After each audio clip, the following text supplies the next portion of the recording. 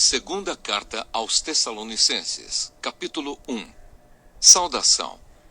Eu, Paulo e Silas e Timóteo escrevemos esta carta aos irmãos da igreja da cidade de Tessalônica, irmãos que estão unidos com Deus, o nosso Pai, e com o Senhor Jesus Cristo.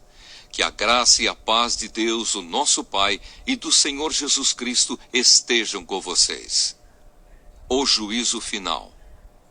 Irmãos, sempre temos de dar graças a Deus por vocês.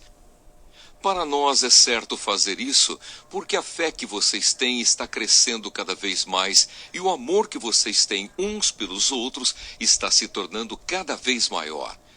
É por isso que nas igrejas de Deus falamos com orgulho sobre vocês.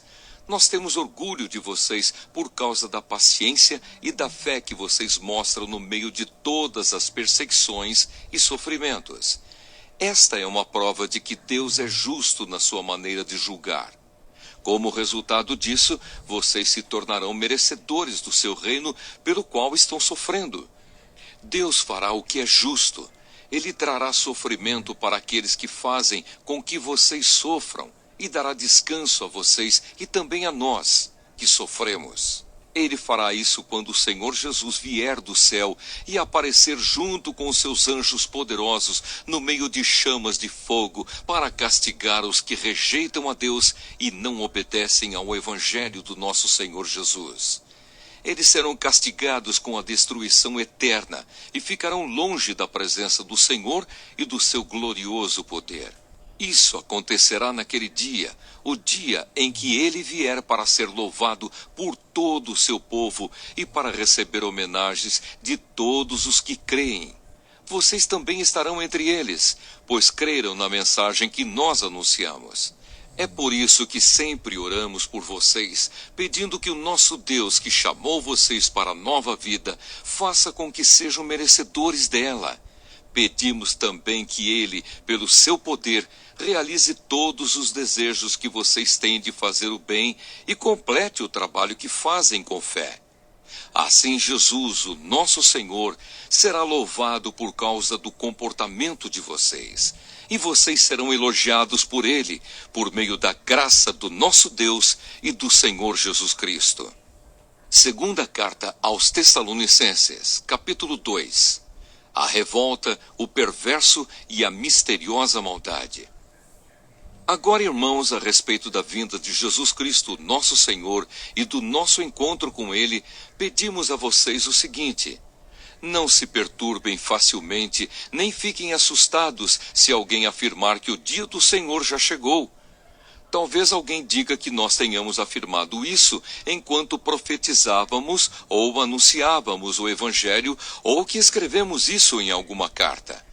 Não deixem que ninguém os engane com nada disso, pois antes desse dia terá de acontecer a revolta contra Deus, e terá de aparecer o perverso, que está condenado a ir para o inferno. Ele será contra tudo o que as pessoas adoram e contra tudo o que elas acham que é divino. Ele vai se colocar acima de todos e até mesmo vai entrar e sentar-se no templo de Deus e afirmar que é Deus. Por acaso vocês não lembram que eu lhes disse tudo isso quando estava com vocês? E vocês sabem também que existe alguma coisa que não deixa que isso aconteça agora. Porém, no tempo certo, o perverso aparecerá.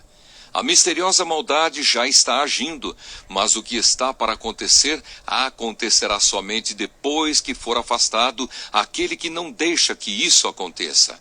Então o perverso aparecerá, e o Senhor Jesus, quando vier, o matará com um sopro e o destruirá com a sua gloriosa presença. O perverso chegará com o poder de Satanás e fará todo tipo de falsos milagres e maravilhas, e enganará com todo tipo de maldade os que vão ser destruídos.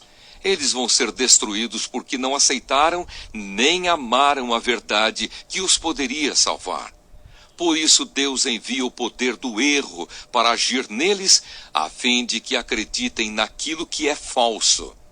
O resultado disso é que serão condenados todos os que não creem na verdade, mas têm prazer no pecado. Firmeza e fidelidade. Irmãos, sempre devemos dar graças a Deus por vocês, a quem o Senhor ama, pois Deus os escolheu como os primeiros a serem salvos pelo poder do Espírito Santo e pela fé que vocês têm na verdade, a fim de tornar vocês o seu povo dedicado a Ele.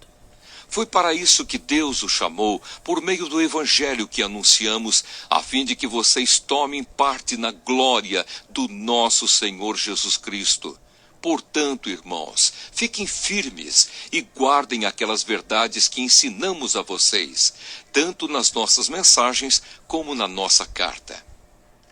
Que o próprio Jesus Cristo, nosso Senhor, e Deus, o nosso Pai, que nos ama e que na sua bondade nos dá uma coragem que não acaba e uma esperança firme, encham o coração de vocês de ânimo e os tornem fortes para fazerem e dizerem tudo o que é bom. Segunda carta aos Tessalonicenses, capítulo 3. Orem por nós. Finalmente, irmãos, orem por nós, para que a mensagem do Senhor continue a se espalhar rapidamente e seja bem aceita, como aconteceu entre vocês.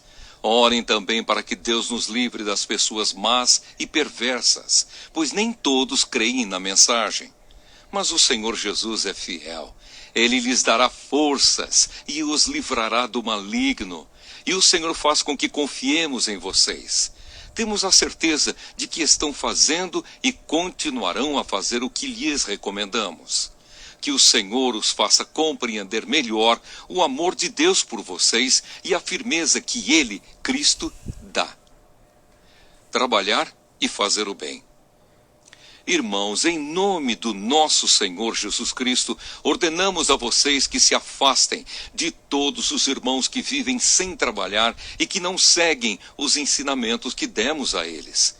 Vocês sabem muito bem que devem seguir o nosso exemplo, pois não temos vivido entre vocês sem trabalhar.